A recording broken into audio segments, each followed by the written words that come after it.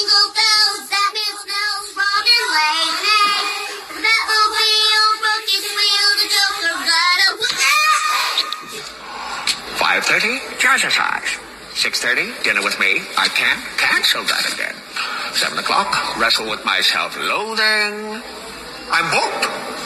There's no singing in the North Pole. Yes, there is. No, it's not. Merry Christmas, you filthy animal. He looks like a deranged Easter bunny. I don't believe it. You're missing the point. What is the point? Seeing isn't believing. Believing is seeing. Nobody's leaving.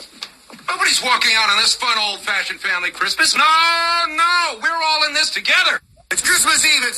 It's the one night of the year when we all act a little nicer. We smile a little easier. We share a little more. For a couple of hours out of the whole year, we are the people that we always hoped we would be. God bless us, everyone. Do you really think you have a chance against us, Mr. Cowboy? Yippee-ki-yay, motherfucker. Ho, ho, ho, watchers. Yeah, welcome back to Now Watch This. And we're sprinkling in. We're about a week into the Burr month of them all. We are in December, and who do you want to hear from around Christmas time? You want to hear from your Halloween buddies to make sure that they're still doing okay now that the Halloween month is over. But with this guy, Halloween is 365 days a year. We bring back Louie Cortes from the Haunted Hangover. Louie, welcome back, sir.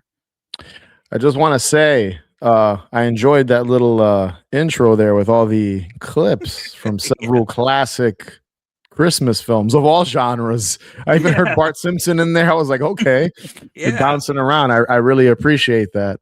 That was cool. And as far as how I'm doing during the holiday season after the Halloween season, I'm still in mourning, man. Yeah, still in mourning. Still in mourning. I mean, I put my tree up, my little tiny tree up, so I'm celebrating. You know what I mean? But at the same time, the pumpkin ain't quite rotten yet. You know what I'm saying? Still sitting on the, still sitting out there, basking in the holiday spirit, I guess. It feels like I was just eating. I mean, it's true. We were just eating turkey last week, man. So it feels like these months are just in a blur going by. So it sucks that it's going by so fast. But I got a little Christmas break coming down at work, so I'm looking forward to that at least. A break is always good, man. So listen, sometimes you gotta sit back and enjoy the holiday season. Take a breather and breathe in that like pine smell that they sell like in candles and spray and shit. Or pumpkin spice, which I'm still burning pumpkin spice shit in my apartment. So it's full effect over there, but full effect over here, I mean. So dude, it's like our Bath and Body Works candles haven't finished the Halloween ones yet, and we're already moving on to the pine ones. So listen, man, Halloween's still peeking through, man. It's still peeking through, even though everyone's got their like wreaths up, Santa Claus hats. What else? The Grinch is on TV. Like, come on, you gotta still. Hey, listen, it's still spooky. Still spooky in this household, at least. What is it? Boris Karloff is still narrating. You know, at least you get that, right?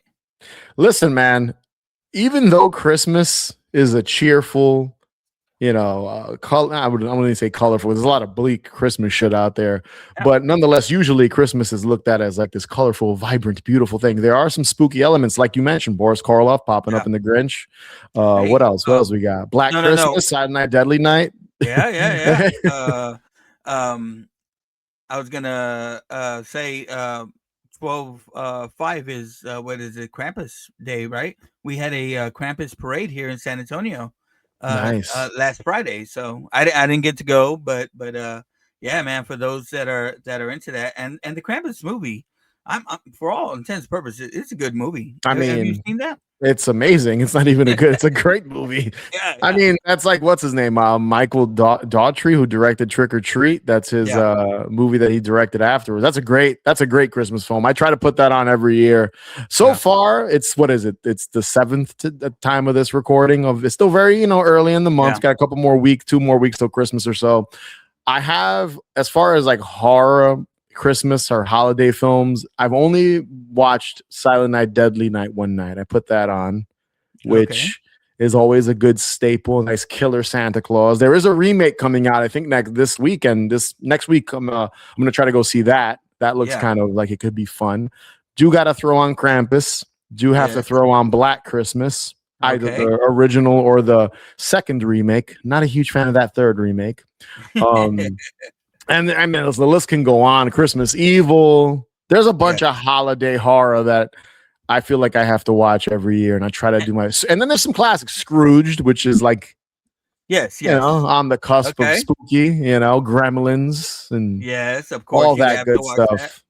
And then listen, I'm a sucker for like Home Alone. I watched Home Alone 1 and 2 a couple days ago, so there you go. Not horror related, not spooky.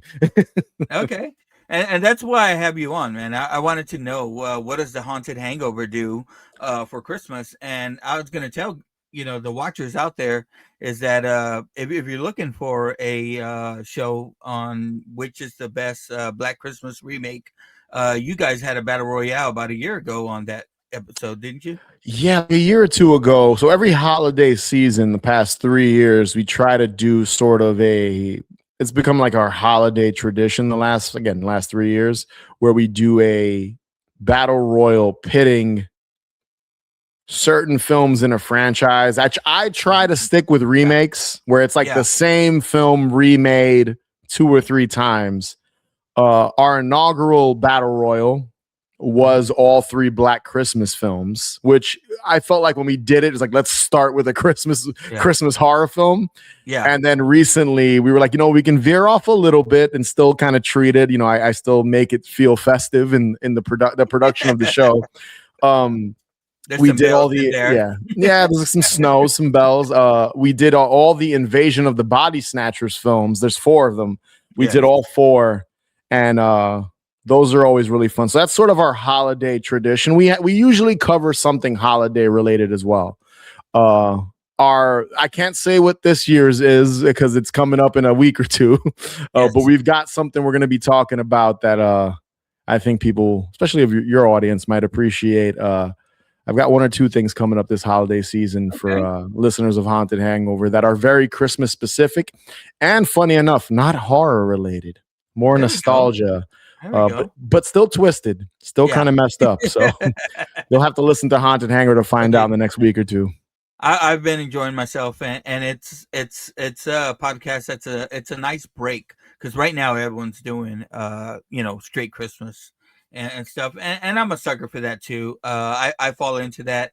I'm actually looking forward to the new year when I can do some of my other movies. A friend of mine texted me, and I believe we're going to do something like Forrest Gump wise. That's a classic. Coming on next year. And again, it's just, I enjoy these months where it's all horror for me leading up to November. And then from, mid-November on, it's usually all Christmas because I want to get all these classics in and stuff. But you mentioned some. We did Gremlins a couple years ago.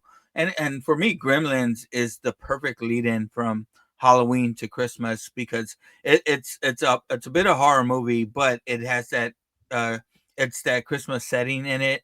It has one of my favorite Christmas songs in it, so I love that movie, man. Being from the Bronx, so the Bronx, right? Queens. Queens. I'm sorry. Oh, I'm sorry. No, I'm sorry. I'm very sorry about that. I grew up in the Bronx and moved to Queens very young, so it's you can say either or. A New York Christmas, is it all it's meant to be or talked up to be? Talk to me. If you want my honest opinion from a guy who's born and raised in New York City, I personally don't go to the city that often because it is insane. There's a lot of people, like too many people for my liking, especially this time in Manhattan. Yeah, so like if you're over, in Manhattan and you want to go see the Christmas tree at Rockefeller Center, it can be quite insane. I'm talking like droves of people on top of each other. So to my personal preference, I avoid that area like the plague most holidays. Have I done it? Yes, many times. I've seen. I used to work right by the tree many years ago, so I used to see it every day almost. Man, I hear that. To be more positive and festive, I will admit. Listen, when it comes to like New York in a city, like a city during the holidays, New York is pretty magical. We do a lot of stuff out here, and I will tell people that you're not from New York, so you have a different kind of set of eyes than I do on the city and kind of what New York has to offer during the holidays. It is beautiful. Listen, the tree is great. There's a lot of displays. You see people, in the street buying gifts, and if it's cold and it feels like the holidays, there is something nostalgic about it, even for someone like me who's been here his entire life. And I always tell people I would recommend maybe one time trying it. You may love it, you may hate it because of the amount of people that are around. But listen, I am not the best person to ask because I'm born and raised New Yorker. But listen, I can say there is something kind of cool about being in Midtown during the holidays. By Bryant Park, by Rockefeller Center. Even when you go down to Soho, a lot of the stores have, their displays in the front with lighting and Christmas trees and Santas and all that stuff. So it is magical. Yeah. That being said, it can get very insane. It can get I bet, man. I'm at a point in my life where if there are 5 million people on top of each other in a closed, small space, I tend to stay away from it. One quick tangent story. I could tell you right now, when was the last time I went to the tree? During the pandemic, like the tail end of the pandemic, Manhattan was a dead zone. They still put up the Christmas tree, though. They still put up the Rockefeller Christmas tree. It's a tradition. They do it every year for the last 100 years or whatever.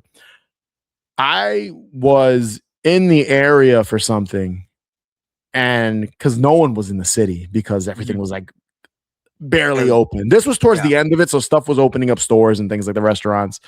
So I said, you know what? I'm going to go see what the tree's like. I haven't been there in a little while. I even took a picture. I went over there. It was a ghost town. There was nobody, even ice skating, which there's ice skating in front. All the time. And I told myself, I was by myself. I took a picture on my cell phone, on my iPhone. And I even said, this is probably going to be the only time, unless I come back here at like 4 a.m., where the tree is this empty and there's no one around at 5:30 on like a Friday. It was pretty magical, and I was there alone. So there you go. There's a fun stuff. The world was in shambles, but the tree was by itself, so I enjoyed that. So they were filming Hawkeye or something there. Probably, yeah. I mean, listen, that's why people come here. They see it in movies, Home Alone 2 and things like that. And listen, I get it. I get it. But being from here, sometimes I guess I'm a little jaded. Take it for granted. Being from New York. Oh no, dude. I always say it. The wife and I expect to get up there once we get these kids out of here. So I'm telling you, we're gonna be one of those old couples that takes that trip, and then it'll just be us. But I got to do it at least one time. Hey man, when you're here, you know who to hit up. Yes, sir. I will. I can show you where to go to avoid some of the craziness. Yeah. Listen, Queens, I'm not that far from Manhattan, so. But now thinking about Christmas, man, like, what do you like to do around Christmas time, personally? Do you mentioned Home Alone 1, Home Alone 2. Do you have a favorite Christmas movie? Not necessarily a horror Christmas or something. Yeah, I mean, there's a lot. Again, I just mentioned Home Alone 1 and 2. I'm a big fan of those first two movies. Those, I think, are staples for the holiday. I tend to watch those a lot. I'm one of those guys that the kind of the standard stuff. I like all the Christmas movies people like. There's one that we've mentioned it on my show, Santa Claus the movie. It came out in the 80s. Oh yes, John Lithgow, Yes, Dudley yes. Moore. Yes, Dudley so, Moore and John Lithgow's like the evil businessman. yeah, That's a classic that I feel like has kind of been lost in time. You don't hear a lot of people talk about that one yeah. specifically as far as holiday films. So that's one I like to watch. I didn't watch it last year, so I've been wanting to revisit it. So I told myself, I think it's on Tubi right now or something. I was going Yeah. to throw it on soon and watch it. It's a long revisit, brother. But you got our guy from Rockies in there, and Yes. dude, this dude. I mean, I hate to be the IMDb guy, but this dude, I think he got like a little bit part in there. But I want to say he was nominated for an Oscar for that movie. I might be wrong, but I'm not sure. but yeah, he got paid pretty good for it, and it's just a bit part in there. It's a long movie, but for a long It time, is. that Santa Claus, that look of Santa Claus, that was the classic Santa Claus look to me. And No, for sure. that movie had a couple of in movie ads in there for Coke and beer. And now when you watch the movie back, it's kind of so obvious, you know, how they Product placement. they turn the cans Yeah. and the camera and stuff like that. Yeah, I we love Dudley we Moore, brother. Dudley he's Moore great. doesn't get enough love. Yeah, Man. yeah, national treasure, man. It's funny. A few years ago, we did this running thing where we did a couple of episodes talking about iconic Santa Clauses, and the Santa Claus movie came up, and we talked about one of my co-hosts talked about that like plate that the little homeless boy gets. Yes, He's got like a Coke and all that. And that's you mentioned the soda. Yeah, So yeah. it is funny because he's got like this whole plate of food, and I remember one of And my then a colleagues Coke. said how delicious the food looked on the plate, Yeah. and he was like, "That Coca-Cola looks so scrumptious." Yeah. Like it was the one time a soda looked like magical. And it was Damn, because of yeah. this product placement. They made you. It worked. They made you 100%. So I'm telling you, in my house growing up, you know, I mean, you know, my mom would buy Cokes, and yeah, that was just for her. yeah, Don't touch her fucking Cokes. You'll get your ass whipped. Who drank my fucking Coke? But yeah. So seeing that in that movie hurt me and my brother for the longest time. But no Cokes for you guys. yeah, the Santa Claus the movie, that was my brother's favorite Christmas movie for the longest time. Listen, I'll say it is underrated, I guess, and I think it was a bomb too. I don't think anyone. I might be wrong. Yeah. I don't think it did well. It's one of those movies I watched a lot as a kid on HBO. Yeah. It used to play on HBO back in the day all the time, and that's how I remember watching it for the first time. I didn't see it in theaters either, so it was like it played on HBO, and that's when I went to see it. But that's definitely one I revisit outside of like the horror ones. I'm a sucker for like dark Christmas. So like Scrooge, I mentioned Scrooge earlier. I love Scrooge, not horror, but on the cusp. No, yeah, it's got. I used to love that movie as a kid. You know, the Christmas Carol story in itself, you know, you're spooky. visited by three ghosts. It's a spooky story. Yeah. I loved it. I love that Roseanne had did it as one of her Halloween episodes. You know, she brought in the Christmas vibe. Because, I mean, we're going to talk about it in a little bit here, but I don't remember Roseanne having two Christmassy episodes, you know. But her Halloween episodes were always on point. I love that she did that Christmas Carol. What's your favorite Christmas Carol story? I mean, I mentioned Scrooge already, so that's a cop out to say that. But I would say I do like the Muppets. Just wanted to hear that. I think the Muppets is probably like a staple. I watched that last year. I might throw it on again with Michael Caine as Scrooge. Michael Caine is so great. Yeah, and is it Marley and Marley and Marley, right? They're like what's they called? The two old guys. I forget their names. The two old guys. I know their names, but it completely slipped my mind. But yeah, they're Marley and Marley when they're like, that's great. Yeah. I love the song in the beginning. It's you know, people say that's probably the best adaptation of A Christmas Carol. It's pretty it's pretty on book. That movie itself, but I think the Disney's Christmas Carol too. With Jim Carrey? No, the Mickey one. The Mickey Mouse. I've never seen that. Yeah, I've never seen it. It's short, but it's pretty good too. But I mean, love the story. But you mentioned what about sitcoms? How Christmas sitcoms? Do you remember any great ones leading up to the one that we're going to talk about today? I'm being a fan of animated, like early '90s animation, and mid to late '90s, and the sense of humor I have in my personal life. I'm Mhm. a huge fan of the South Park episode with Mr. Hanky, Oh the yes. Christmas poo. Oh, That is it's a sitcom, but it's animated. So I kind of fall it all together. Huge fan. I'm a big South Park guy to begin with, gross, and Dan. Gross, Dan. yeah. Poop at So me. any episode with Mr. Hanky in it Uh-huh. is top tier for me. Like There we go. when Mr. Hanky, when Jesus has to go save Santa in Afghanistan, and Mr. Hanky gets the Oh. kids to go over there. That is also a classic.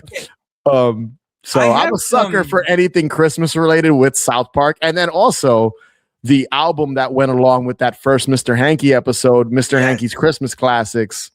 That's a classic into itself. I wanted to talk about that. Yeah. I have that in my Christmas playlist. Yes. Sometimes it hits at the wrong time. When you have the kids. Oh, dude. Hey there, Mr. Hinduist. Merry effing Christmas. Yeah, that's a song. That is a Christmas song, if I do say so myself. Oh man. Not to mention the Christmas food. I love Cartman's rendition of "Oh Holy Night." Oh, it's so good. Yes. And the dreidel song. No, I catch myself saying Jesus was born, and so we get presents. Yeah. Sometimes.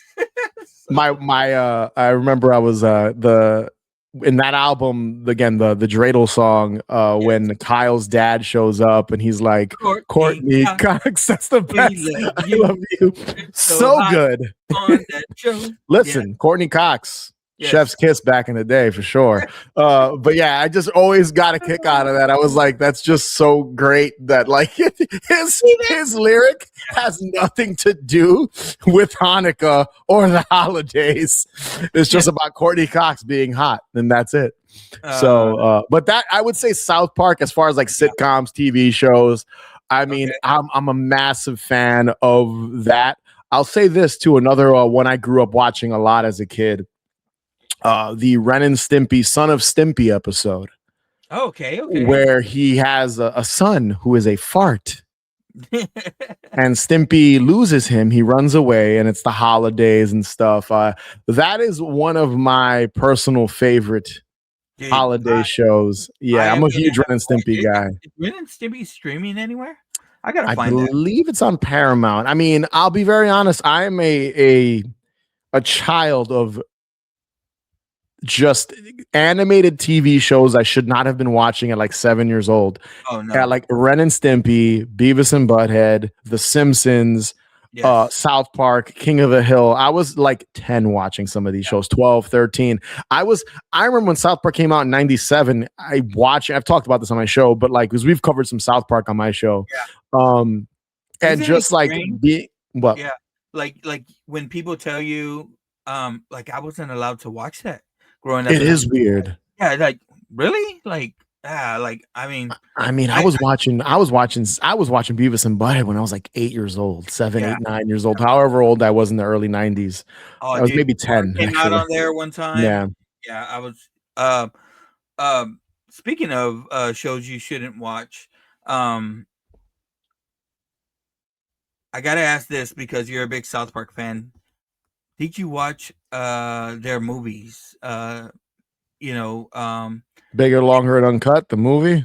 No, the South Park movie, but okay. the creators, Matt Stone, Trey Parker, they made of course they made Basketball. Oh, like you're talking about like Cannibal the Musical and Orgasmo and all that? Did you see Orgasmo? Like, of course. Oh, dude.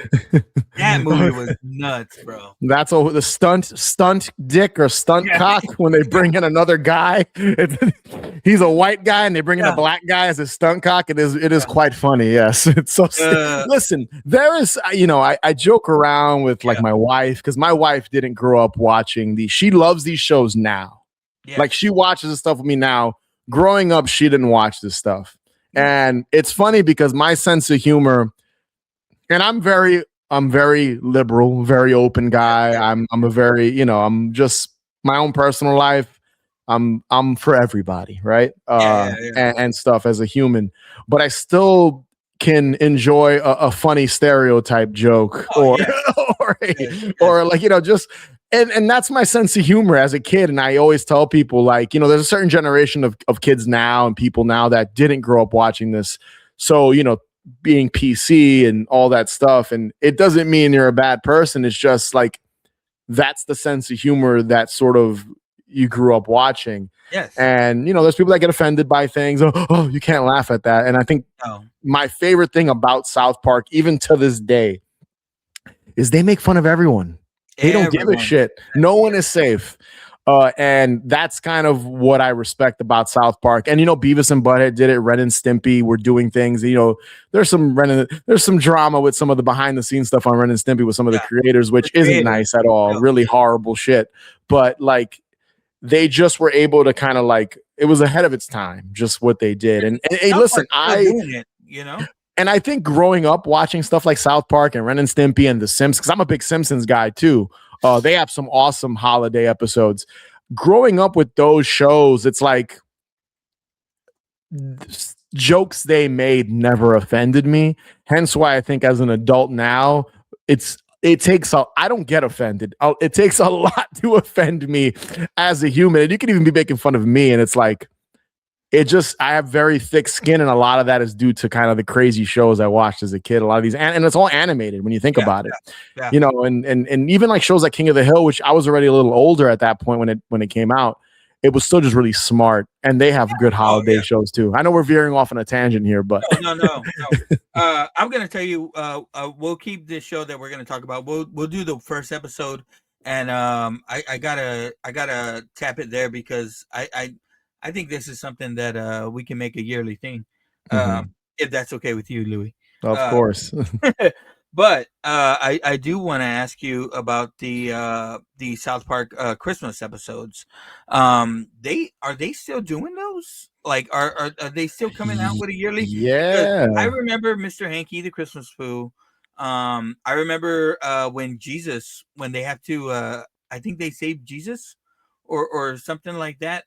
Well, there's a bunch of episodes. I mean, the most iconic ones are again the first Mr. Hanky, Santa Claus is like his reindeer, his sleigh lands in Afghanistan, and then Jesus and Mr. Hanky and the boys have to go save him. Then there's a bunch of episodes with Mr. Hanky by himself. Like there's one where he like takes Ambien and they're making fun of the whole Roseanne Barr thing, and then there's one where like he has a family. And he's not doing well. He's got his little nuggets or whatever, like his kids. There's so many, dude. There's so many Christmas. They're still doing it. They just released a Thanksgiving themed episode, and I think their next episode's coming up soon, and it's probably going to be a Christmas one. They released a Halloween one, like so. Their schedule's a little funky now with the last two seasons. It's been really weird the way they're releasing episodes, but they always stuck the landing with holiday themed episodes. And it's like The Simpsons. The Simpsons always, especially like the first 10 years or so, there's just something so heartwarming about The Simpsons and like them doing. I mean, some people forget that the very first Simpsons episode is a Christmas episode. The Simpsons has been on so long that people forget the very first like pilot episode is when Homer can't get the gifts. So like people forget that. Yeah. Such a great episode. Like that is, speaking of things I have to watch all the time, that right there is a prime. I just watched that too. A couple weeks ago, I had that episode on. So like that's a holiday staple for me. That's something that's going to be covered here. That episode, very first one. I have a friend that I'm doing it with, and he's like, "Well, which episode is it?" And I'm like, "The first episode." Yeah. Which one though? And I said, "The first episode, the first ever Simpsons episode. That's the one." I tell you what, I've told you on here before, but I mean, I'm a blubbering bitch sometimes when it comes to these things. And that first Simpsons episode, bro, it tugs at the heartstrings, and especially sometimes like, as I think as a kid we watched The Simpsons, and we related to Bart a lot of the times. Yeah. And now as an adult, and even as I got older, I related more to Homer. And dude, in that scene where he kind of realizes that he's going to have to kind of stretch his check a little bit more to make them have a good Christmas. I've been there, brother. So that Simpsons tugs at the heartstrings, man. I love that episode, and that's why I want to cover it with my buddy here. The Simpsons were always good at kind of being outlandish and then also kind of having a lot of heart.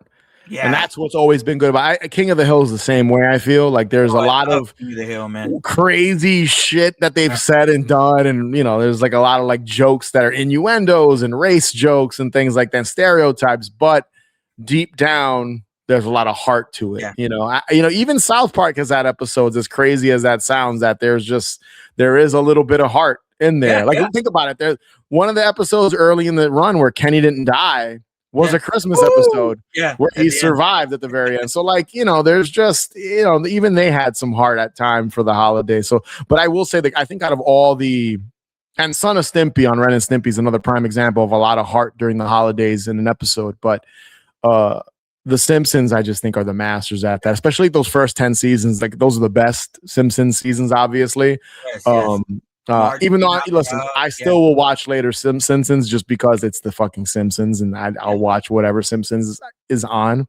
But yeah, man, there's just so much. Like, I'm my favorite kind of Christmas atmosphere in a TV show, in a movie, is when it's night, it's cold, there's snow, the Christmas lights are on. I'm not really like a whole like bright, and I like when it's darker, and like even if it's not a scary thing, but like the dark atmosphere. And a lot of the horror holiday stuff I do like has that vibe, like Black Christmas, like Silent Night, Deadly Night, like Christmas Evil. Those films have that kind of vibe, and it's just there's something kind of like comforting seeing that in an animated form or in a cinematic, like live action form. Like, there's just a certain aesthetic. Like, I'm writing a film now that takes place during the holidays, and hopefully we get to make it. And I'm gonna really do my best whenever the time comes. We get every money together and get everything put together to make this film, where that we can make the set look like what those early Simpsons episodes look like, what Black Christmas looks like, what Scrooge looked like. There's just a certain atmosphere that certain holiday things have that I cherish, just like Halloween. Like, there's just a certain vibe. Not everyone can do it. Not everyone is good at it, but there is a way to sort of do it. Eyes Wide Shut. You mentioned a holiday, holiday film that I love that a lot of people probably don't think of. Not technically horror, but definitely twisted. I'm a huge fan of Eyes Wide Shut. That is a Christmas film. People forget Kubrick, that. Yeah. People forget that Eyes Wide Shut is a holiday movie. Yeah. There is a Christmas tree in almost every shot in that film. And we reviewed that last holiday season. We did 2 hours on that movie. Me and Manny just talked about, talked about Eyes Wide, because we both love Eyes Wide Shut. And that's a holiday staple. I'll probably put that on soon and watch that. I love that fucking movie. I'm a sucker for Tom Cruise. Like, Tom Cruise do anything. When was the last time you watched Eyes Wide Shut? It's been a while, but I remember Lily Sobieski very well. I could tell you right now, if you want a recommendation, if you have any time this month, throw on Eyes Wide Shut. It is a Christmas movie, and you're gonna be like, Louis was right, because there is Christmas. No, I remember. I think when she's chasing him around the mannequins or something like that. It's the whole film. They're like in a department store. There's a Christmas theme to it or something. The movie ends in there's Christmas trees and literally, I think Stanley Kubrick wanted to have a Christmas tree in almost every shot. Like you see one, like you see on the background, my Christmas. It's like every shot there's like a Christmas tree somewhere. So like. You gotta. I always tell people, give Eyes Wide Shut another watch. I know it's an acquired taste, but I love it. That's my holiday film that not a lot of people talk about during the holidays. So, all right, guys. So y'all heard Louis' recommendations for now, but tell me, growing up, brother, like, how was Christmas for you? What are your Christmas memories? If you can share a few of those. Christmas memories. So Christmas was always very important to me, just like, Halloween and Thanksgiving growing up. Christmas Eve was our like night to do stuff always. We always all got together, my grandmother, my mom, other family, extended family, my sister. We all got together Christmas Eve and we'd, drink, food, and we would when I got older, I had cocktails, but as a kid, we'd eat food and open presents at midnight and music and dancing, a very festive kind of like party atmosphere growing up. Yeah. And Christmas Eve was always like that with my grandmother. Then later in life, my mother now to this day, we kind of have like a tradition of playing like a sock game where you put your hand in a sock and guess what is inside the sock. And it's always been very important to me. It's very involved, very interactive holiday. Yes. For my family and even my extended family now as I've gotten older and things like that. I listen, as much as I joke around, I do love Christmas. I know Halloween is my bread and butter, and Halloween is my basic personality, I think, at this point. But I do love Christmas, and there's just,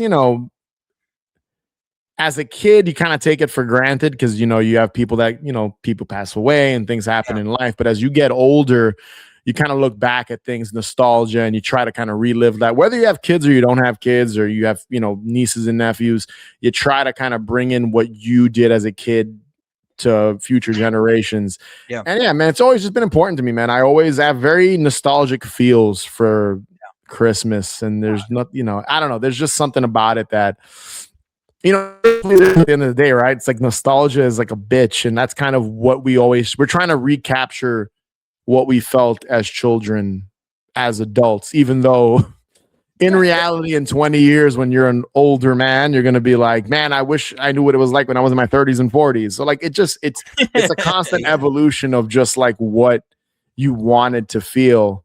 So I tend to now, as an adult, I try to take it one day at a time, where it's like, enjoy it now. And then in a few years, you can look back and remember that Christmas we did this. Remember, so like, that's kind of how it's always been. I love Christmas, man. It's very important. If you want a memory, I have one really weird memory I can tell you now.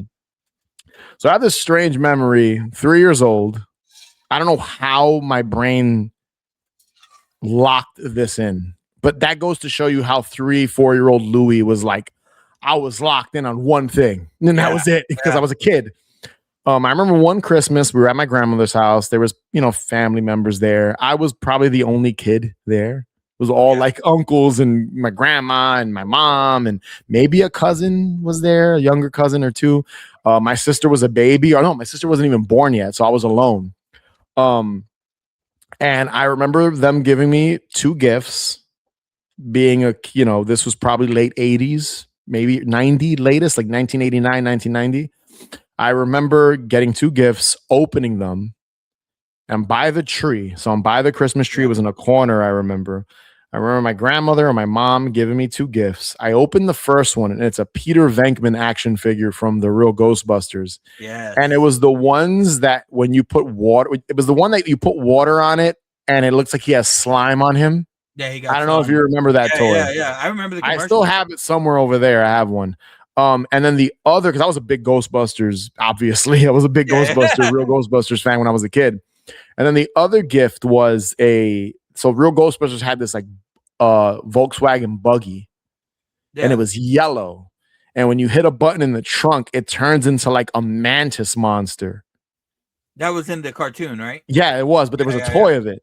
So that Christmas, I got a Peter Venkman toy, and I got that yellow mantis beetle thing. And I just remember the rest of the night after opening those 2 toys had my undivided attention. Yeah. Nothing else mattered. I didn't care what was playing on TV. I was just amazed that I could run him under cold water and give him pink slime or whatever.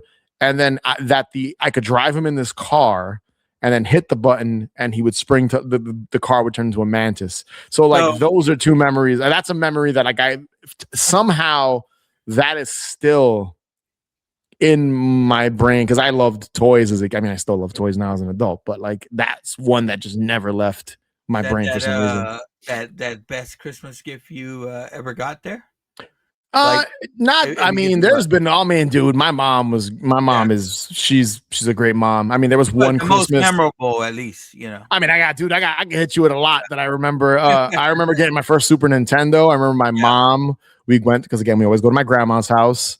My sister was born, so I was a little older at this point. I was probably like 9 or 10 at this point, so I was old Yeah. enough.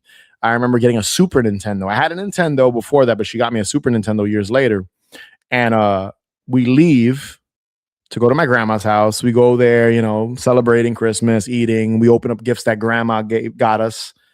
And then when we get back to the apartment where we lived, Santa Claus dropped off gifts. Yeah. I don't even know when she did this, my mom. Yeah. It was Santa Claus. Santa Claus really dropped them off. I get there, and in my room is like a bunch of presents, and one of them on the bed was this big box because the boxes were huge back in the day. And it was a Super Nintendo with Mario Paint. Yes. And I was hyped. I was like, Yes. yes, I got us because I only had the Nintendo at that point. Super Nintendo had just come out. And I remember I had that and I had, I think, Mario World, Super Mario World with Yoshi. And that was just like so hyped for that. I was probably like 9 or 10 at the time. Oh, dude, 8, 9, 10. dude. When I'm a little bit older than you, so like 9 years old, probably 9, 10, going into 10. Myself and my brother, at this point, my parents had separated, so Christmas was a little bit more, you know. Yeah, it wasn't what it was. I'm getting all the toys it was, but my mom's like, "Hey, I get y'all one thing, you know, y'all really want one thing," and it's like, Nintendo, please, like we need our own Nintendo. yeah. Yeah, so she's like, all right, you know. I mean, so we knew basically what we're getting. It's been under the Christmas tree wrapped. I swear one night, you know, after, you know, because my mom enjoyed the hippie lettuce every once and again. And I swear The devil's lettuce. There's nothing wrong with that, man. yeah. I remember one time I asked her, as she was falling asleep, hey, can me and my brother's name is Jason, can me and Jason open the present? She said, yeah. I heard, yeah. Dude, she wakes up like 2 or 3 hours later to me and my brother up at like 2 in the morning playing that Super Mario Brothers on Nintendo, you know, because it came with Mario Brothers Duck Hunt. We got our asses beat. You guys opened the gift without. She opened it, dude. She agreed. She should have like, Mom, you said it was okay. Yeah, I swear I heard you say yeah. Dude, yeah, we got. Oh man, but that for me was probably the favorite time. It was probably worth it. You guys were probably like, "Fuck yeah, it was worth it" because we got to play for a couple hours. Yeah. We're still getting it. Like it wasn't like she there's no shame taking that shit back to the store. Taking the beating just to play Super Mario World. It was man. worth it, brother. 1989. It was worth it. I sometimes think like our kids, you know, now. You know, people are it's a different time, obviously, but like you think of presents like that and, you know, Santa Claus and like parents went into such effort to like hide gifts from you and stuff like that. And like, again, like my Super Nintendo story, my mom legit, I think she put us in the car, me and my sister. She must have like lied to us, like, oh, I have to go back in the apartment. I left something. There, and she like ate the Santa Claus cookie and then like left the grip and then went back in the car. She's because 100% when we would come back from like my grandma's house, it was like 2:30 and 3. It was late. It was like 2 in the morning at that point already. So Santa Claus already stopped by the house to drop off the gifts. Moms will do it, brother. Moms will do it. Yeah. Listen, man, I had so many stories, dude. So much nostalgia for just like Halloween back in the day. Listen, that's what I focus on, the happiness from back in the day during the holidays. Yeah, like and now I think that's what we chase. You know, I see these posts all the time about like kids from the 90s that are just up at 2 or 3 in the morning looking at their Christmas tree because it takes them back to that time, and I definitely catch myself doing that. But for me and my wife, we just try to kind of carry on a lot of the traditions that our families did. You know, I hate that I do it almost to her now, but I love that she's done it over these years because I'm not a big help in wrapping presents. And dude, I spoil my kids. I promise you that, and I do. and I have over the years. My oldest is 21 now. My youngest is 12. So you can imagine over the years, and thankfully, I've been able to give them a good Christmas every year. So that means that this lady has every Christmas Eve sat with me, and we watch a Christmas story. We have it playing on loop in the background. When we were younger, it was on DVD, but now, of course, it plays on TBS. That's the only time we watch Christmas Story, and we wrap presents every Christmas Eve. I tell you, there was one year that we came home on Christmas Eve because we went to a Christmas Eve party, and she was unable to wrap presents, and I had to wrap presents all night. So I put myself through that. But I love her for it, and every year we do that, dude. And every Yeah. year, like I said, it's been great. For our kids, we keep the secret of Santa as long as we could. I'd say this is our first year off of the Elf on a Shelf because my daughter's 12 now, and we felt like 11 was the okay year to tell her. Yeah. So we kept the secret of Santa, from 21 to 12. I mean, they still all three do a Christmas list to Santa. So I love that. And my daughter's really into the Christmas music with me. So the oldest and my wife, not so much with me, but at Yeah. least I got one, brother. Yeah. It's like that for me too. Like my wife loves Nightmare Before Christmas. So like that's our like put that movie on and we put up our little Christmas tree. And that's like, and then when she wraps gifts, she likes I'm terrible at wrapping gifts.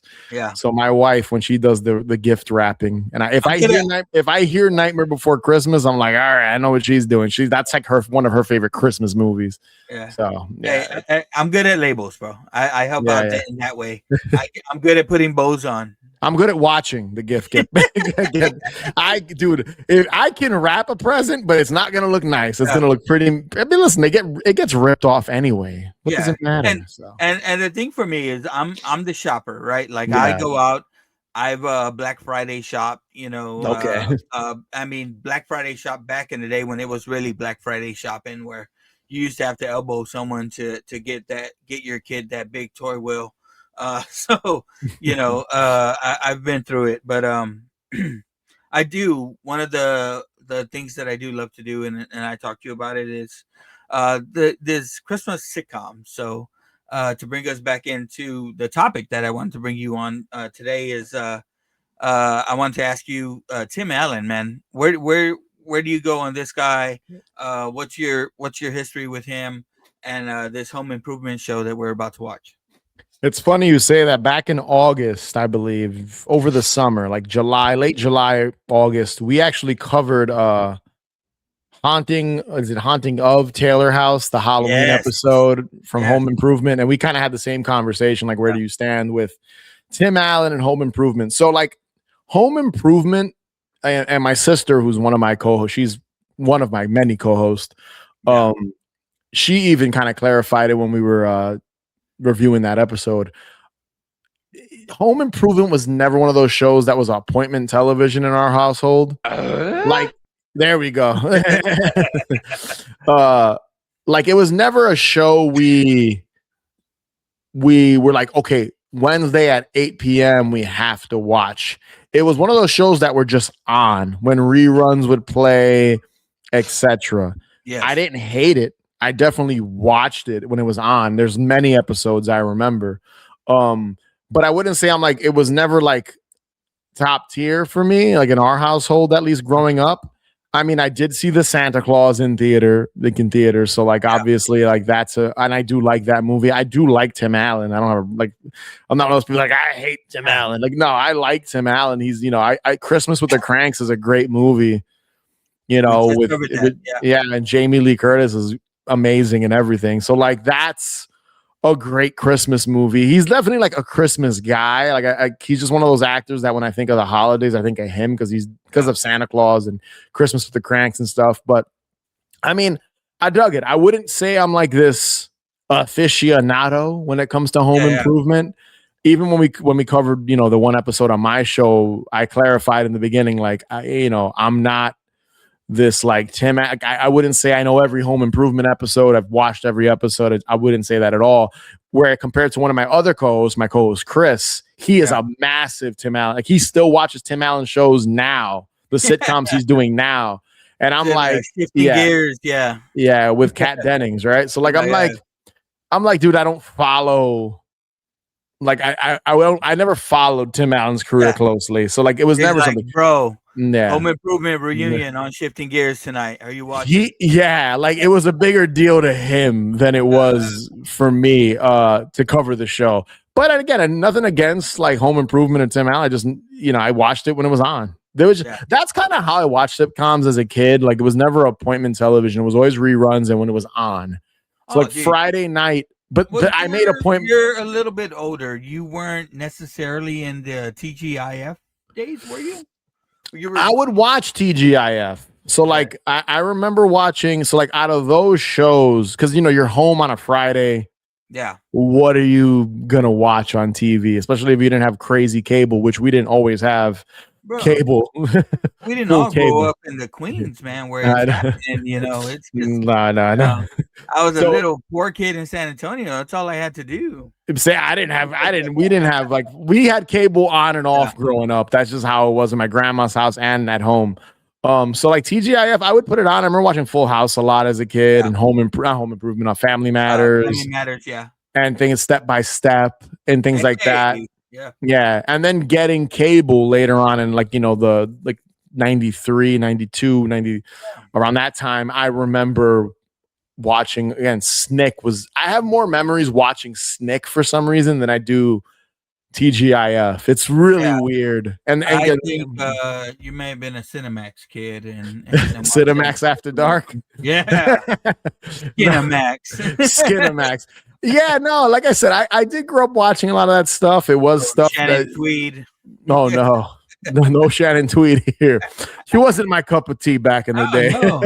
Oh man, Gene Simmons is coming after you. Yes, he was. I was gonna say, but yeah, no, I watched a lot of those shows, but again, it was just kind of like when it was on. Yeah, I would watch it. You talked about a lot of stuff that we watched that we shouldn't watch. One of the things that I used to watch that I shouldn't have watched was I grew up on a lot of comedy, like comedy acts, as far as like stand-up comedy. I grew up in a black household, so one of the first videos I saw was Eddie Murphy's Raw. I mean, that's a classic. Yeah. And of course, I saw it at like 6, 7 that, we probably shouldn't have saw stuff like that, but it got me into stand-up comedy. And one of the guys that I did follow was, and I got to see, I want to say, I think I saw this guy before the show started, was Tim Allen. Really? Wow. His stand-up act is basically what you see in the show. It's, it's a guy, he does the grunts and all that shit in his stand-up act. So, it's basically that. And I like him, man. Like I like a lot of his shows. Galaxy Quest is that's a great movie.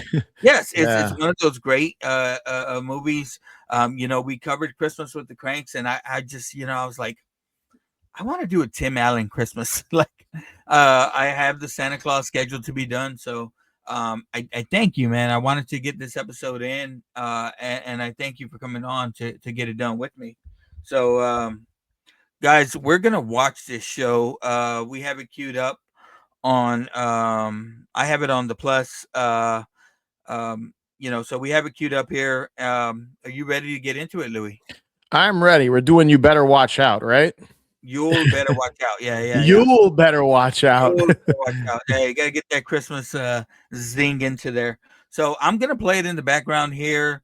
Hopefully we're synced up, and we'll just talk about it. Of course, it's a podcast. We're gonna go on rants. We're probably not gonna cover everything in the episode, but it's great. That's what we're here for. I'm having a great time so far. So thank you again, Louie. Thank you. All right, brother. I'm gonna count us down here. You ready to go? Okay, I'm ready. 5, 4, 3, 2, 1, play. All right, I got the theme playing here. Do you have the theme playing? I do have the theme playing, and I don't have the volume up, but you can just imagine it's do Doom, doom, doom. We'll just act it out. We'll just do all the sound effects if then anyone can hear. If you yeah. obviously no one can hear it. So Here we go. I got a few queued up. there you go.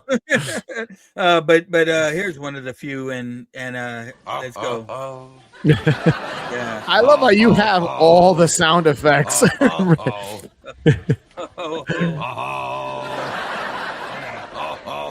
Oh no, the whole song. That's amazing. I should have clipped the end of the show because they do sing it at the end. But one of the things I loved about Home Improvement, and again, I was this little nerd, dude, that every Sunday, I'd beg my mom for the TV guide out of the newspaper so that I could, let me go watch the shows I want to watch. And as I got older, let me look for those shows that say nudity on there. So, I know which ones to click. NC-17. Make sure you tune into that one. Yeah. TVMA. Don't mind if I do. That was a little later, buddy. TVMA.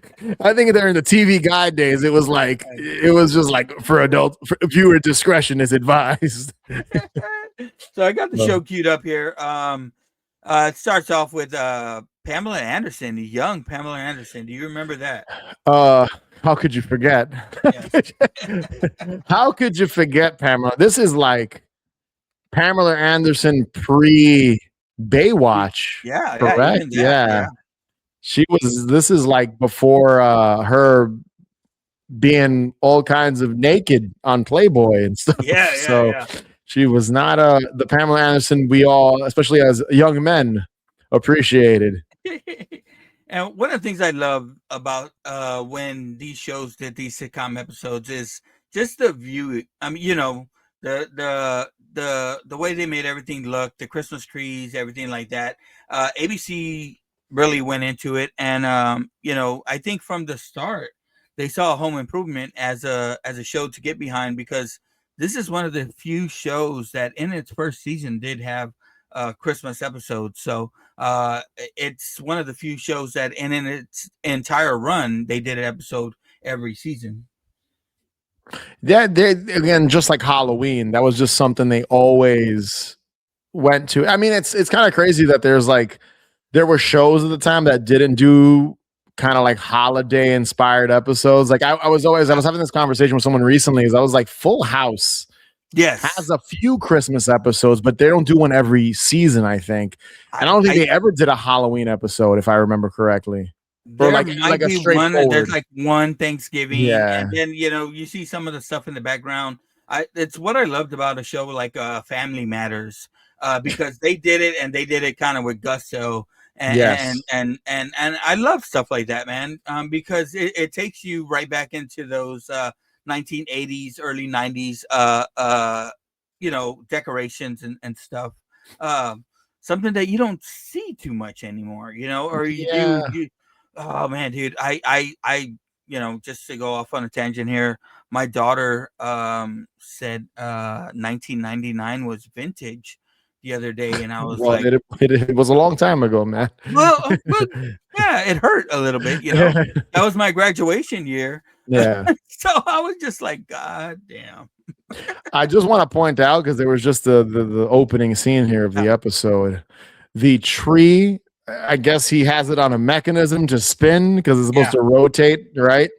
And it goes haywire. And you've got like the ornaments spraying everywhere. Yeah. I forgot about that. I mean, my favorite thing about Home Improvement, and I think I even mentioned this when we covered the show, is how like Tim just fails. Yeah. Like, how is he this successful as a tool man when he just destroys everything? Yeah, like I never understood that. I was like, this is only the plot. Only a sitcom would have a plot where this guy fails at everything he builds, and he is making money and has a nice house and living pretty good.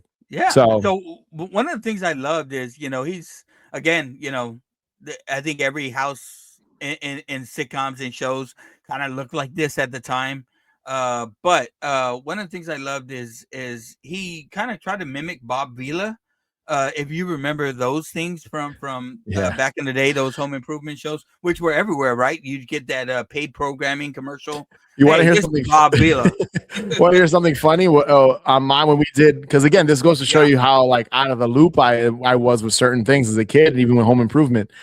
One of my co-hosts mentioned Bob V, and I forgot he existed Yeah, yeah. until my Okay. co-host mentioned it. I He's was like, actually come on wow. the show, Yeah, I and that's a forgot fun that thing. he was Yeah. a thing. Like I completely forgot that there was like the tool man guy. He was like the official, like or the real Yes, life tool that's the man. real life. Yeah. Yeah. So I Hey, mean, it and is funny how that was like the inspiration for this sitcom. I always joke with people. It's like I love this show so much. I would have watched Tool Time. Like I would like to see that show. I'm shocked of like all the, they brought back Full House, they brought back Roseanne. It's really what this show and Family Matters that Yeah. never came, like they even did they didn't bring it back, but they did like a new version of Fresh Prince, like Oh that's more yes. serious. But like Home Improvement and Family Matters and probably Never like came back. Perfect Strangers or like some of the few that they didn't like redo a new version of. I'm surprised because I feel like Home Improvement, they could have easily redid this show, but I know one of Yeah. the sons is like very troubled right now. Yeah. Right now. He Right. just got It's arrested. JTT, man, he became a star when he did like Lion King and all Yeah, those yeah. movies. So he had to move on. But this was one of the few shows that throughout its run did rank number one up there. I gotta say it here, and I sound so cliche saying it because I heard it everywhere else, but there was a run in here where Tim Allen himself had the number one movie, number one book, and number one show at the time. So this dude was doing the trifecta out there. So he was cooking. And then you remember after this came, the Toy Story franchise, Yeah. and during this is the Santa Claus franchise. And he talked about like the Santa Claus franchise is what really changed him becoming a more wholesome actor. Because if you remember, I don't know if you know this, he got arrested for cocaine trafficking. Yeah, there's like that Early infamous age, mug yeah. shot with him like the big Yeah. mustache, Yeah, like holding man. up like the his And I number and stuff. always love it, man. Like he always referenced shit like this on the show. Like he's like, yeah, man. Remember when we used to party to this and they're playing Inagata Davida and stuff like that. So, I uh, mean, that's always good yeah, to kind of own your past. Don't try to yeah, like hide it because at the end of the day, anyone can look up that stuff. I mean, people love Tim Allen now, yeah, no matter what. Like, no one's like, remember when he got arrested in yeah. 1971? No one cares. Like, so it's kind of funny that you could poke fun. He could poke fun at his own kind of like mishaps and poor decisions he made when he was young, which is hilarious because I just mentioned, what's the older son's name? I forget. Brad.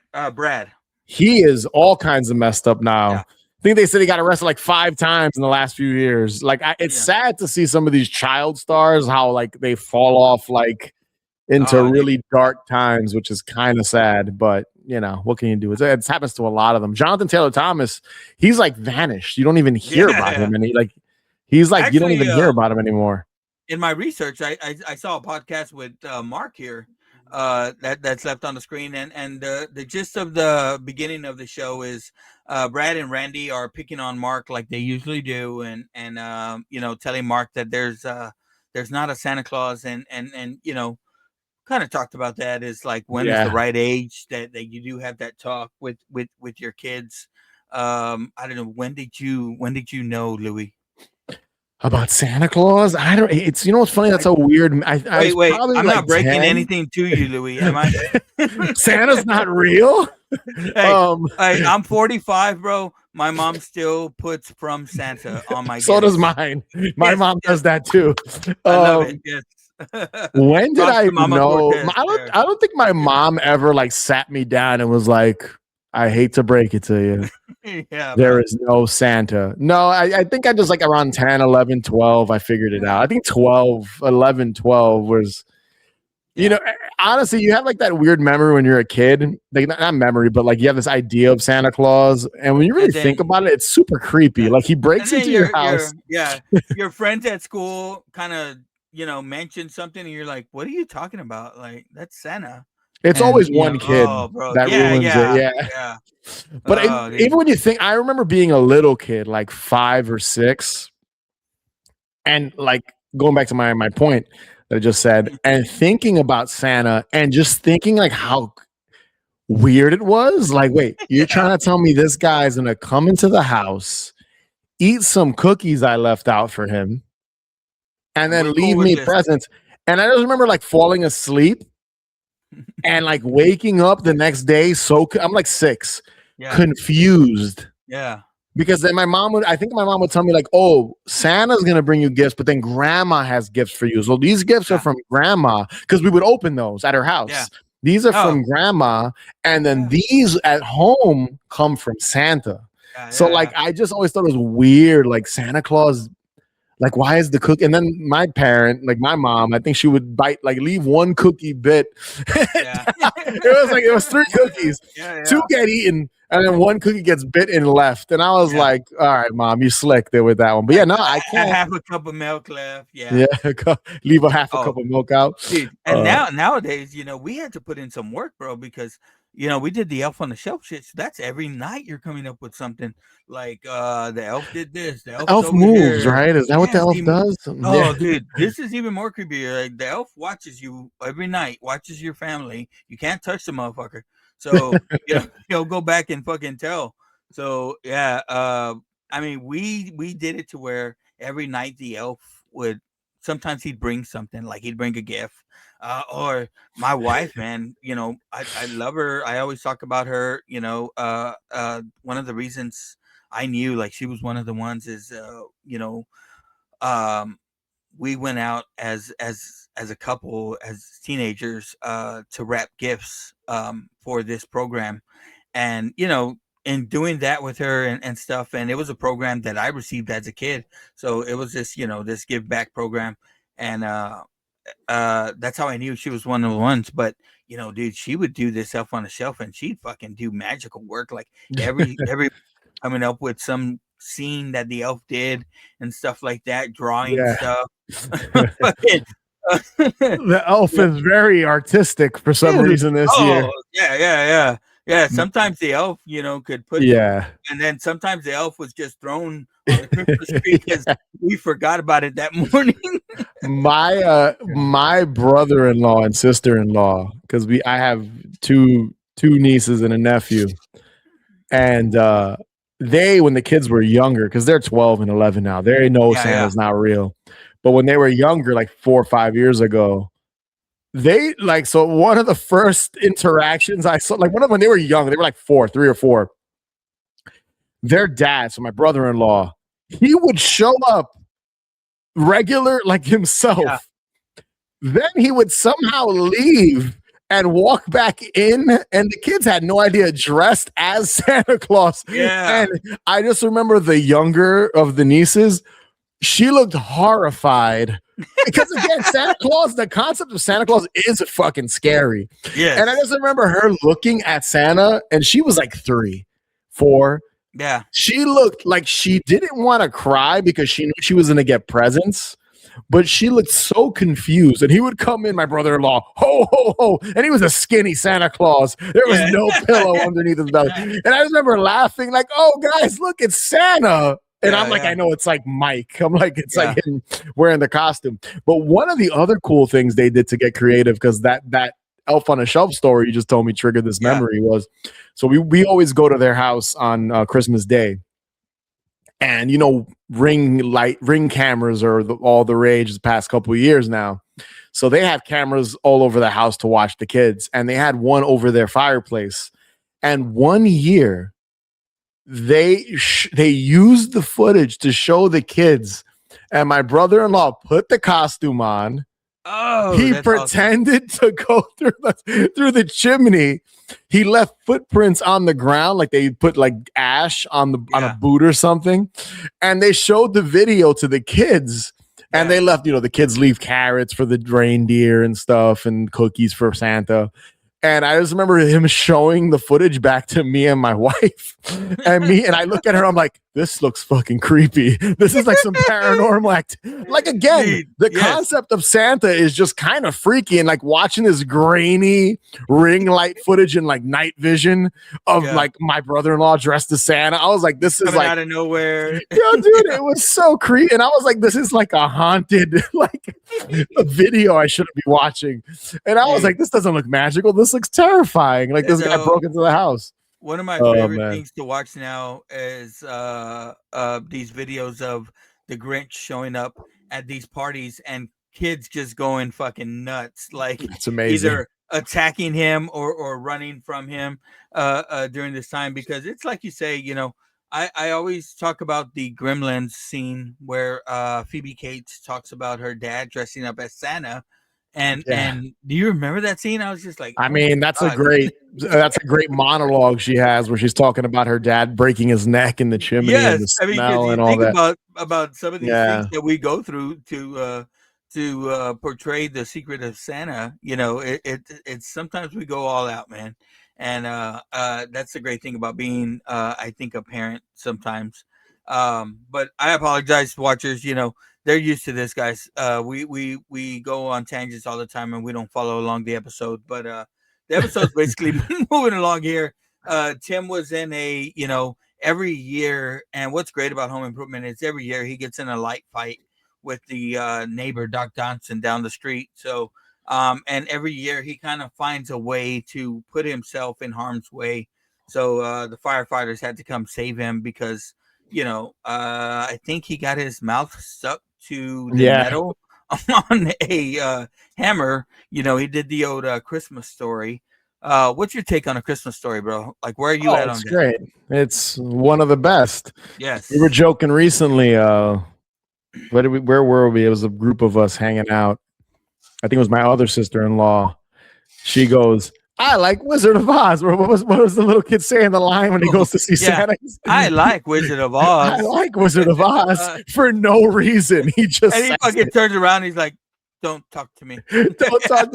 So we were talking about it because you know, Wizard of Oz, you know, with Wicked and all this nonsense that came out recently. So we were just laughing because we were like, "Yeah, I like Wizard of Oz," like this for no reason. That is such a little kid thing to do. But yeah, I mean, you have to watch, even if you watch a little bit of A Christmas Story every year, you gotta watch it. My favorite, one of my favorite jokes, and there's so many great kind of moments in that movie, is the when they go to the Chinese restaurant. It's like he's smiling at us. Yeah, it's such a like ridiculous. Like that sounds like that's like South Park humor right there. Speaking of South Park, kind of crazy, but it's also the '80s when they made the movie. So like, I get it, you know. But yeah, again, Bob Clark directed Black Christmas too. Another great. It's kind of crazy to think he directed both of those movies. He uses the same font in both movies. When they come up. If you've never done it, I'm such a movie nerd about that. If you've never done it, watch them back to back.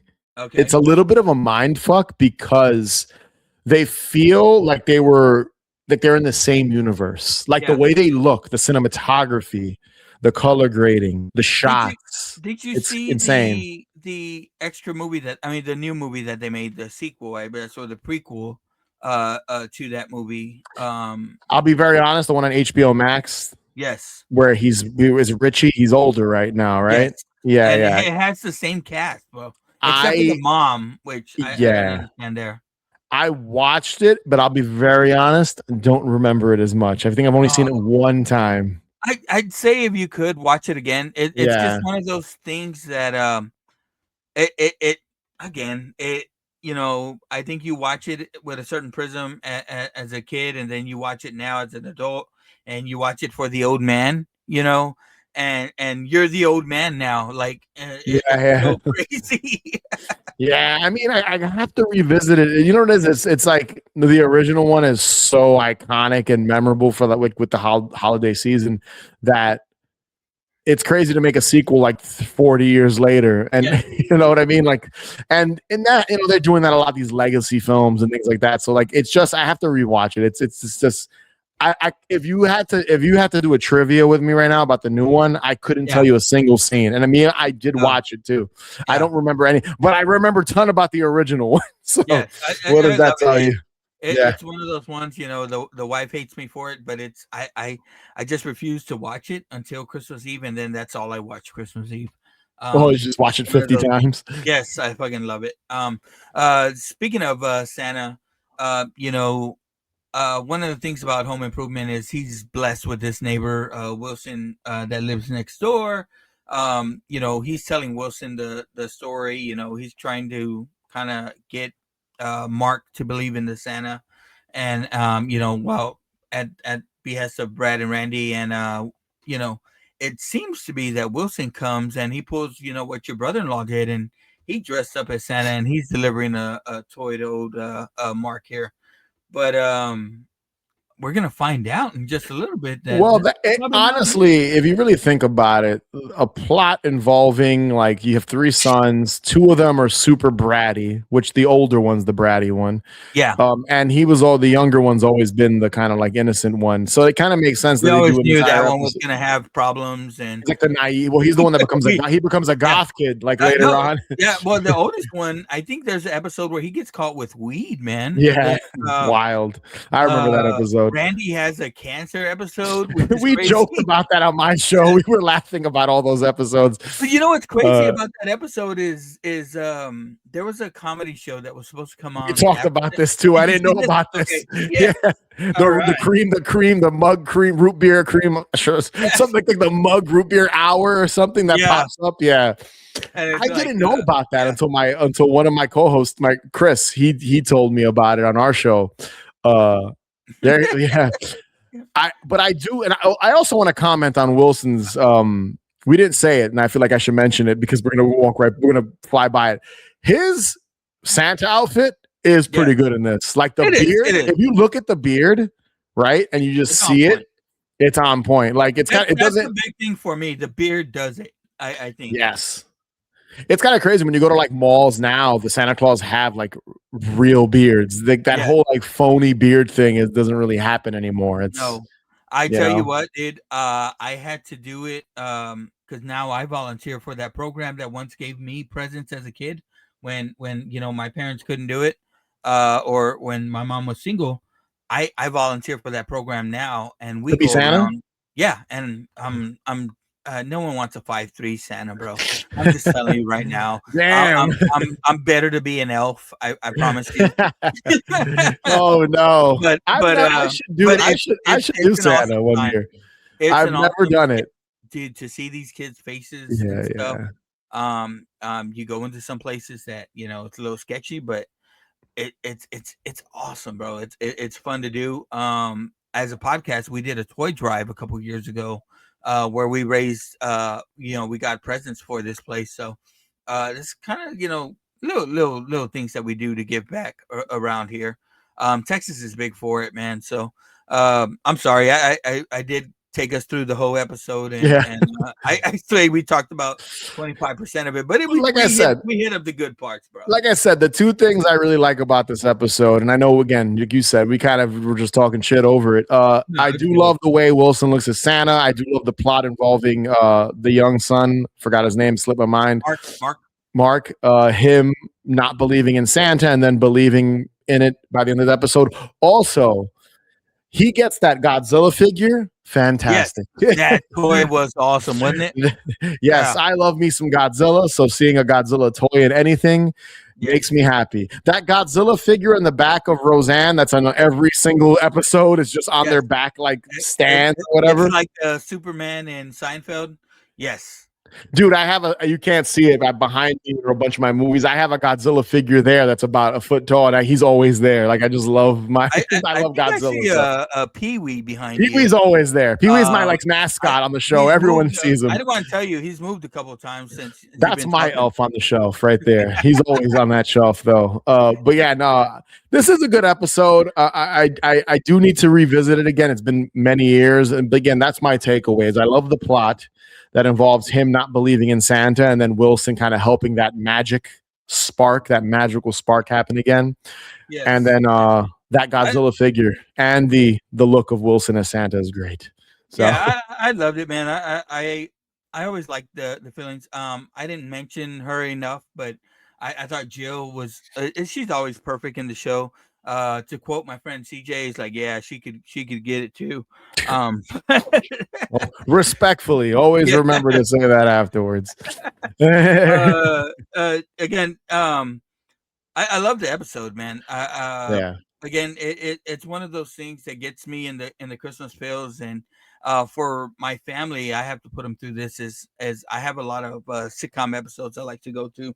So before we get done here, I do want to talk to you about what are some other sitcom like you mentioned South Park and stuff like that. Are there any shows or movies that are in your must watch list before Christmas is done? Must watch. Must watch. I mean, I hate to be again, it's I feel like a I feel like a stereotype, but I'm like, yeah, like Silent Night, Deadly Night. Again, horror is I'm such a horror nerd, and like I'm at heart, Yeah, that is me. Like even now, I just told you, I was like, oh, do yourself a favor and watch Christmas Story or Black Christmas and then A Christmas Story afterwards, just to see how they kind of flawlessly look like one movie, even though they're completely different. like I love Black in the same Christmas. place, everything. Yeah, I love Black Christmas. So like that's one I have to watch every year. I mean, I haven't watched Scrooged yet this year, so that's one. I mean, it's I am a creature of habit. Yeah, So there's like, I don't know, 100 movies I can watch constantly. Die Hard is one I like to throw on. My wife hates Die Hard though, so it's a sometimes that's Christmas movie though, right? yeah, it Yeah. is. It is. I Yeah. mean, I don't understand the argument. It takes place Yeah. on Christmas. There's tons of Christmas decorations in the entire film. Christmas in Hollis Queens plays. I never understood that argument that people have that it's not a Christmas film, considering how much Christmas is in it. Yeah. I mean, the two Home Alone films. I mean, it's kind of the standard Let stuff me for me. let me throw some at you here if I Yeah. could. Batman Returns. Oof, I'm This so glad you reminded me. So yes, I forgot completely. That is my favorite Batman movie. Yeah. I remember I saw both 89 and Returns in theater as a kid. My mom took me.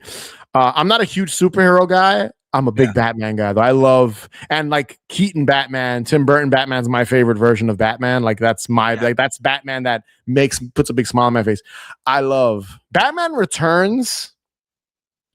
I think if someone asked me what's your favorite superhero film, I would say Batman Returns. It's up there, brother. I mean, the way that movie looks, it's like a dark Christmas film. Michelle Pfeiffer as Catwoman. Yes. Danny The DeVito. Susie, yeah, Danny DeVito's Penguin, obviously. The Susie and the Banshee song "Face to Face" is fucking is fucking awesome. You know That's that it plays when they're at the masquerade ball, and then it plays in the end credits. Like that's fucking sick. It's dark. It's twisted. The Happy Meal toys were awesome. Like I think if someone asked me what's your favorite superhero film, like it would have to be Batman Returns. Yeah. I'm saying, you know what? I'm watching that tonight. Watch on that. There you go. That is a Christmas. I own like 2 Batman Returns. I actually want to get the cat face tattooed on me. Yeah. You know the of the company. Yeah. Yeah. I want to get that tattooed on me. I've been saying I'm going to get it. I haven't done it because tattoos hurt. And I have a little amount on me, and I'm like, damn, they're a little painful. But that's one I want to get on me. I love Batman Returns. Yeah, that's. Thank you for reminding me. Yeah, because I would have just right now on the spot I would have forgotten. So yeah, Batman Returns. Love. That's a 10 out of 10 for me. Another thing, what about the animated series Christmas episodes? I think you had a Christmas with the Joker episode on Batman the Animated Series. Yes. You ever see that one? Yes, that's a show. That's an episode. I'm trying to remember what happens in that episode again. Basically Joker they're trying to get Batman to watch It's a Wonderful Life and yes. And Joker breaks away from the prison on a flying Christmas tree. Yes, that's a Does the good one. Jingle Bells, Batman Smells. Yes. There's a lot of them. I mean, There, the Batman the Animated Series, again, those first two seasons, like the Clayface episodes and the infamous Art of episode. Ice. Yeah, the episode where they're each telling their story. Oh, How I Almost Got Him. Yeah, that's probably one of my favorite Batman the Animated Series episodes. That's just a show I rewatch. Like that's a show. There's so much to take in. Like that's a show when I rewatch it, it all comes back to me. I start remembering fucking every episode of that show. I like to have like background stuff sometimes. Oh, me too. I always have I'm things on. busy doing something, so I have Yeah. shows. That's one of the ones I lean on. Yeah. I wanted to ask, I don't know if you've caught it, but I think Prime had a Batman Christmas centric Cape Crusader, I think a special. I know. I haven't watched any of the new stuff yet. That's No. it's pretty decent. I Yeah. like it. What about some of the old Christmas specials back in the day? I mean, the infamous Star Wars that you With the could- Ewoks. yeah, I think I've only watched that one time in my whole life. that was a tape trader back in the day, but I do like that they've done stuff now, especially on Disney Plus. I'm a sucker for all this stuff, all the content that they put out. The different Simpsons Christmas things like little. I mean, stuff. those are top tier for me. Christmas, like again, I mentioned it earlier. I don't want to be redundant, but like Simpsons, South Park, and those Christmas episodes are great. I listen. I even have I have nostalgia for like Santa Claus is coming to town and the stop motion stuff and like Rudolph the Red-Nosed Reindeer. And I remember as like a little kid watching those every year because who didn't like those, We talked about it at the top of the episode, but the Grinch special, Boris Karloff is on there. I like the Jim Carrey one. I thought that was the Ron Howard directed. It's great. Yeah. I even like the new animated one, so all this stuff is coming to end. So, Louie, for you, man, what do you got going on? What's next for the Haunted Hangover? Plug yourself for the rest of the year here. We just released our holiday battle royal episode, covering all the invasion of the Body Snatchers films. A very festive 2-parter. I don't know when this is going up, but at this point, the second part will be going up any day now. We are going to be doing 1 or 2 holiday themed, Christmas themed things in the next week or so. So keep an eye out for that. We're very easy to find. HauntedHangover.com has links to everything. Our YouTube channel, because we're a video podcast. We're on all the podcast platforms as well, all the apps, Spotify, Apple Podcasts, etc. We're on all the social medias, Instagram, TikTok, Twitter. Even though I'm terrible with social media, we are on all of them. But yeah, man, we got a back catalog of like over 200 episodes. Like we've done so many holiday themed episodes in the past, whether it's talking about Santa or talking about a specific show or movie. We celebrate everything, man. We love it. Nostalgia, obviously horror and Halloween is numero uno, but at the same time, we dabble with, the holiday season too, man. We're easy to find. Haunted Hangover. You'll see this lovely face plastered in every video. Well, I gotta say, for the watchers out there, we thank you because since I did your episode and since talking with you again, I just reached out, man. So it's simple as that. All I had to do was reach out, and you were nice enough to give me some inspiration, to come on with me that first time and kind of talk me through some things. And then, like I said, since then, man, I've been pushing on and week after week, and I got content in the bank now, ready to come out and stuff like that. And I got stuff that I can't put out till next year, because I'm trying to keep it all festive now. So, dude, I mean, thanks to you, brother. Like I said, inspiring, and everything. And then I'm just loving the content you're putting out. So as a fan, I thank you. And as a podcaster, I thank you even more for your time, bro. I know you're busy now. So thank you, Louie, for coming on. I do appreciate it, brother.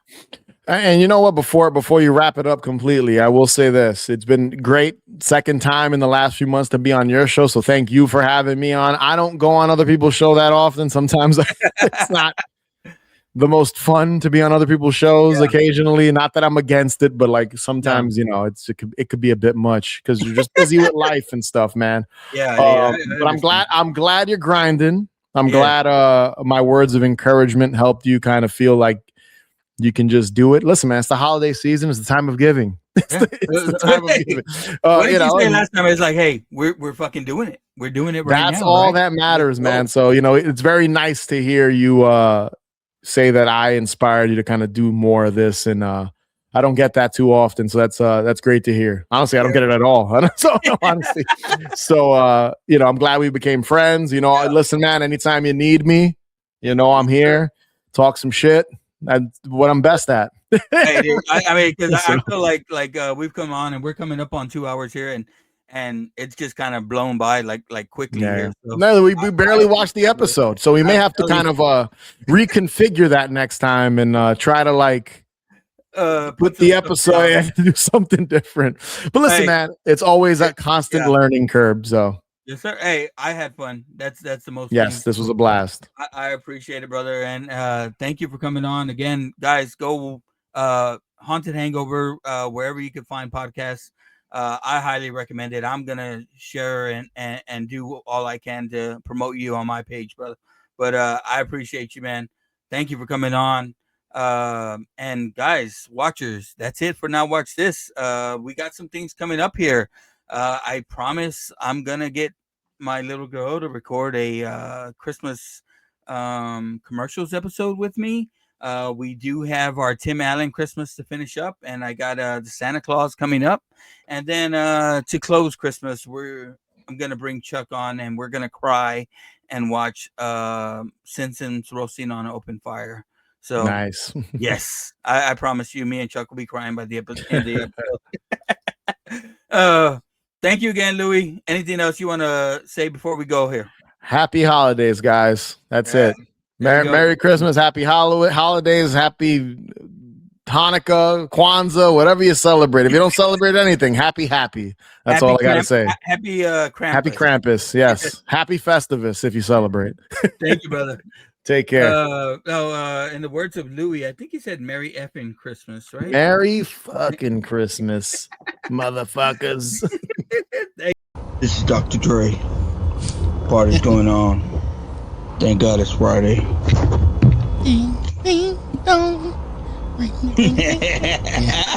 This is crazy. This is crazy. This is crazy. Tell me something, my friend. You ever dance with the devil in the pale moonlight? Hey, life's a risk, carnal. I do a great impression of a hot dog. Billy likes to drink soda. So am I to understand that you men completed your training on your own? That's the fact, Jack! Come on, seriously, who is that? I only came here to do two things, man. Kick some ass and drink some beer. Looks like we're almost out of beer.